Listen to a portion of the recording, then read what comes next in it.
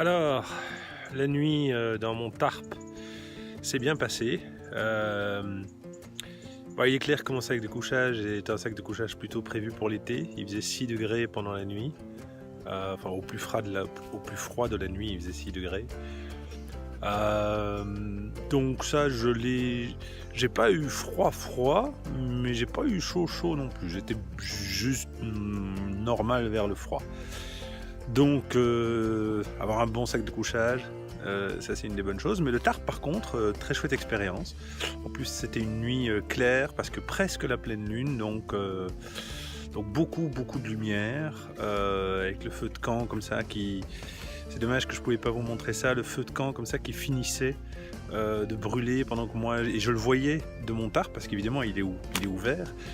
Donc ça c'était vraiment chouette. Aujourd'hui il prévoit du temps nuageux, mais ça va monter jusqu'à 12 degrés, pas de pluie a priori, ou alors de toutes petites. Donc voilà. Et je serai aujourd'hui accompagné de Alexandre qui va me rejoindre. Et Alexandre, pour ses 18 ans, je lui ai proposé de me suivre pendant 2 jours, une nuit.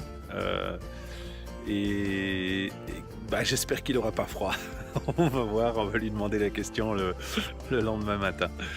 Le feu de camp, tout. Enfin, sinon c'était chouette.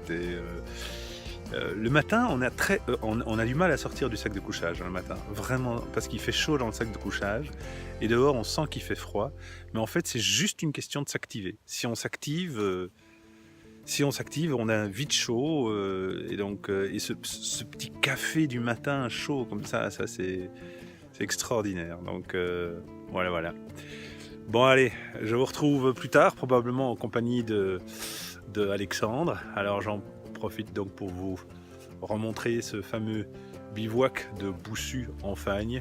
Et vous voyez que l'ouverture de mon tarp, ou encore le bout de mon sac de couchage, on pouvait voir le sac de couchage, enfin le feu de camp, etc. Allez, à tout à l'heure. Alors si je prends le temps de filmer ce poteau indicateur, c'est parce que on avait vu le signal, mais nos yeux étaient rivés plus loin. Et en ayant vu le signal, on loupe en fait l'entrée du chemin pour aller vers les fonderies qui est ici. Alors on a retracé et tout, mais on s'est vachement perdu. Et donc c'est pas plus loin que la maison. Je sais pas si vous allez bien la voir évidemment avec le contre-jour.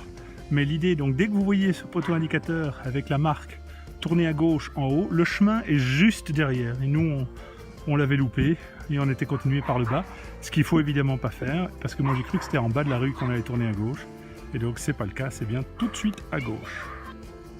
Alors voilà, donc enfin arrivé à la fonderie des chiens, à côté du village de Nîmes, dans la province, donc enfin pas province, mais dans la région de Viroinval. Avec Alexandre donc, qui m'a rejoint. Alors on a galéré pour le trouver parce qu'il y a cette petite route qui tourne à gauche qu'on a loupé la première fois. Mais sinon ça vaut vraiment le détour, c'est très original. Et j'essaye de tourner un petit peu pour que vous voyez déjà avec nous dedans. Donc en fait c'est une formation géologique qui s'est effondrée, de là le nom de fonderie. Et comme vous voyez, j'essaye de vous montrer, mais le soleil est peut-être un peu en contre-jour. Et voilà, vraiment ça vaut la peine. Un super point de vue. Enfin, comme ça on fait un peu de tout. Et comme ça on a peut-être un peu tous les points de vue. Et voilà, donc ça vaut vraiment la peine. Et je vais encore vite filmer de face. Vous pouvez voir, c'est magnifique, on peut même s'y aventurer dedans, il y a des chemins en bas. Et un petit sapin solitaire contre les rochers, hein, en contre-jour évidemment. Mais voilà, vraiment, et aujourd'hui il fait superbe, on a beaucoup de chance.